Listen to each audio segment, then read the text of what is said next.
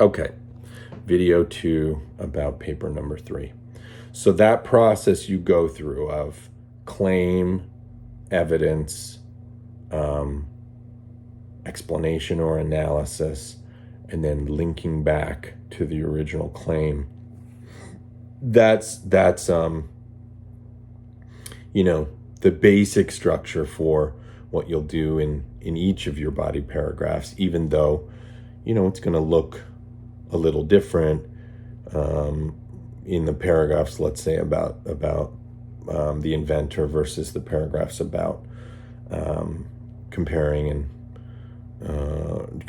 talking about the relationships between the rhetoric of Theranos or Elizabeth Holmes and the other and either the advertisers and the persuaders or Fred Leuchter in Mr. Death. But this means, for instance, that because of that structure, it doesn't make sense to, let's say, start a body paragraph with a quote. I'm not saying it's never, ever done, but what I'm saying is you are upping the likelihood of having a paragraph that lacks focus if you do that. Because what you do by beginning the paragraph with a claim, that announces the focus of the paragraph and connects to your thesis in some way, is you are limiting what the paragraph can be about. And it's important in a way to limit it because, I've been doing this long enough to know that when I read a paragraph that does not begin with a body paragraph that does not begin with a strong topic sentence, that often the paragraph will either be too short or too long, because either the person doesn't know what the paragraph is about, therefore they run out of gas, or they don't know what it's about, therefore it ends up being about a lot of things.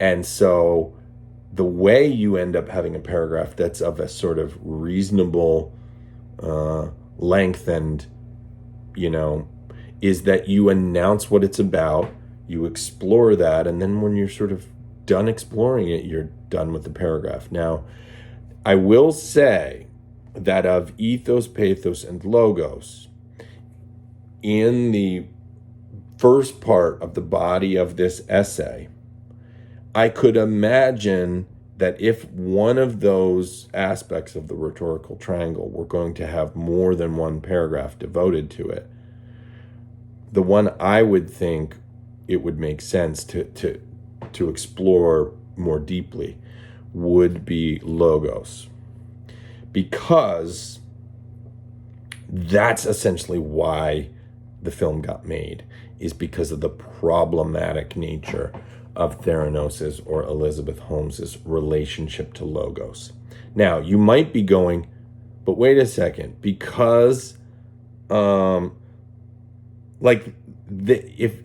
it's about their rhetoric, or I said public rhetoric, they didn't say much about logos. Theranos, I'm saying, didn't. So what do I talk about? Well, you talk about the lack of logos in as far as what they say. I mean, the operative quote from the film is that quote from the New Yorker that we find out about, that describes Elizabeth Holmes's, I'm locked in some air quotes here, but Elizabeth Holmes's description of the functioning of the Einstein as comically vague. That is an indication of sort of the absence of logos in their public argument. But since we know, because of what we find out in the film, what was really going on, then the sort of exploration of their problematic relationship to logos as a counterpoint to either being comically vague or to saying very little at all is fair game to be discussed in those paragraphs. And here's another way you can think of it that might be helpful, which is if your body paragraph about Theranos's ethos, desire, what they did publicly to try to send the message to people that they were a company that had strong credibility.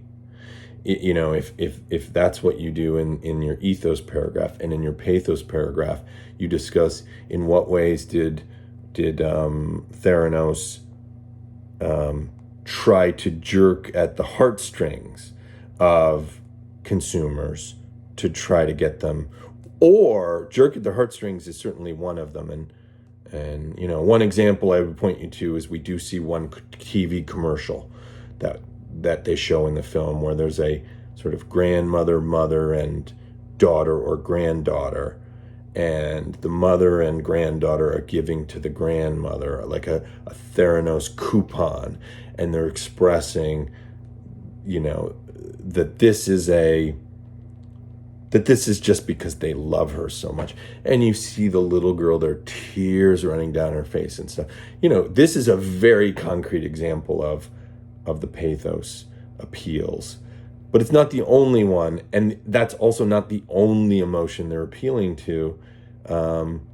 They were trying to generate a lot of excitement about Theranos as a breakthrough Silicon Valley company, which is another kind of emotional appeal.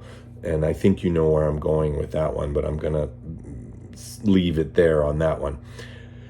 But when you get to the part about talking about logos, if thinking about it in terms of their public rhetoric isn't helping you be able to develop those paragraphs, a way you could be thinking about it is, what was Theranos's, or what was Elizabeth Holmes's relationship to the sort of principle of logos?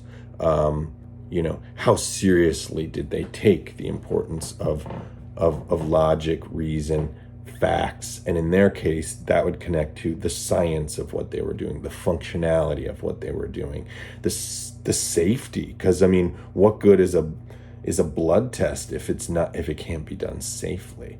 I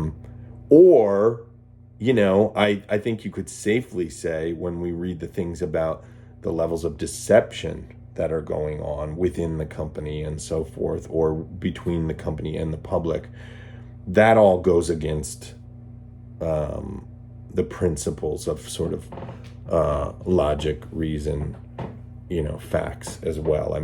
That's lies contradict logos.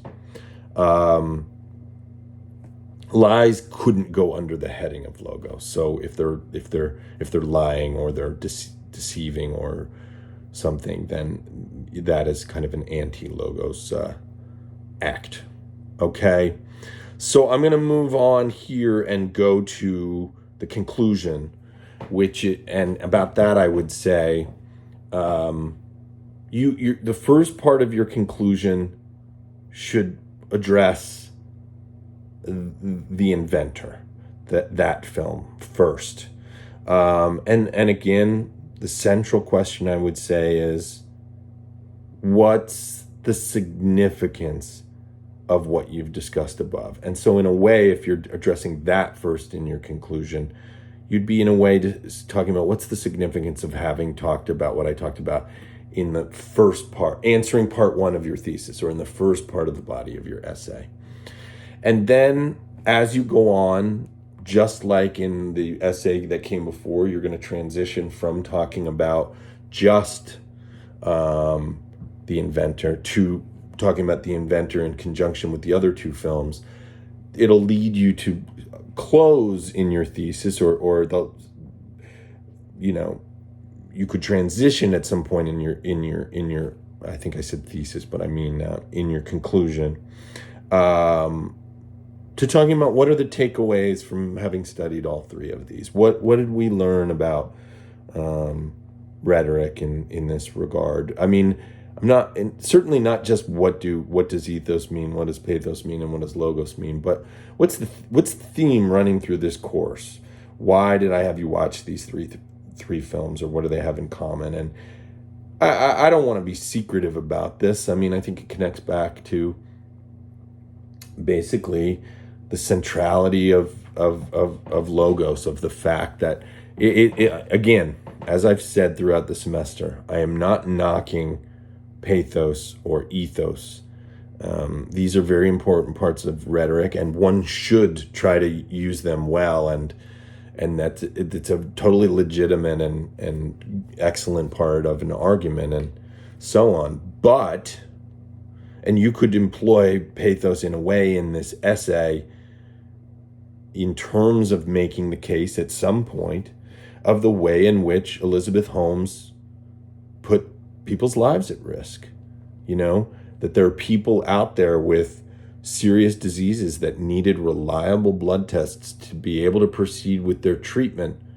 And by doing what she did, she potentially put at risk people's ability to do this. And,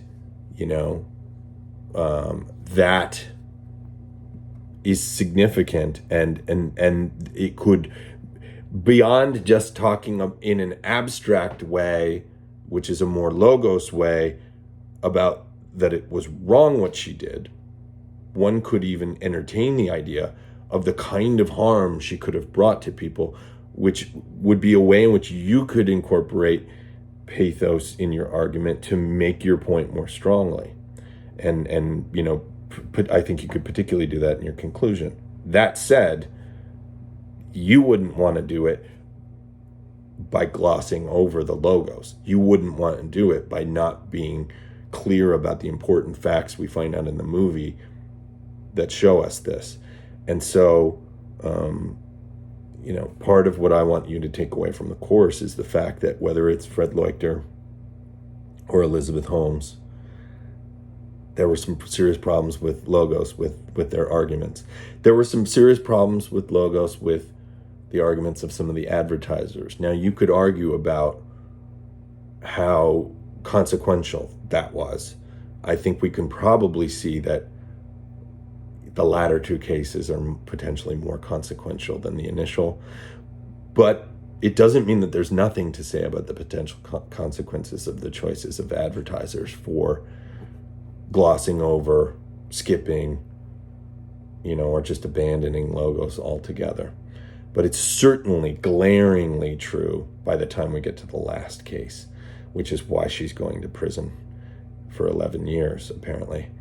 Okay, you want to make sure that you have a works cited page at the end of your paper. Review what the requirements of that are. Everything from that it's double spaced, alphabetical by whatever's listed first in the citation, et cetera, et cetera. I'm just saying this because I've noticed in some works cited pages they follow some of the rules, but not all of them. Then after that, you will have your answers to my questions. It's got to be all in the same Word document. When the time comes to upload this essay, and by the way, you also, of course, want to have your in-text citations.